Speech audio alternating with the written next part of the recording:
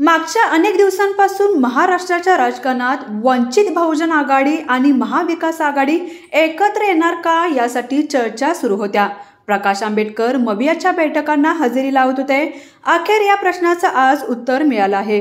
वंचित बहुजन आघाडीचे अध्यक्ष प्रकाश आंबेडकर यांनी अखेर आपला निर्णय जाहीर केलाय। प्रकाश आंबेडकर यांनी आज पत्रकार परिषद घेऊन स्वतंत्र लढणार असल्याची घोषणा केली आहे। इतकंच नाही, प्रकाश आंबेडकर यांनी काही जागांवर आपले उमेदवार देखील जाहीर केलेत। महाविकास आघाडी सोबत जाण्यासाठी त्यांनी काही जागांची मागणी केली होती, पण मवियाकडून त्यांना सकारात्मक प्रतिसाद मिळत नव्हता। त्यामुळे अखेर प्रकाश आंबेडकर यांनी आपला एकला चलोरेचा मार्ग पत्करलाय। प्रकाश आंबेडकर यांची ही भूमिका म्हणजे महाविकास आघाडीसाठी एक मोठा झटका मानला जातोय। वंचितची राज्यामध्ये संघटनात्मक ताकद आहे, त्यांची काही लाख मतं आहेत। 2019च्या लोकसभा निवडणुकीत वंचित फॅक्टर प्रभावी ठरत असल्याचं दिसून आलं होतं। त्यामुळे वंचितची एकगठ्ठा मत मिळवण्याचा महाविकास आघाडीचा प्रयत्न सुरू होता।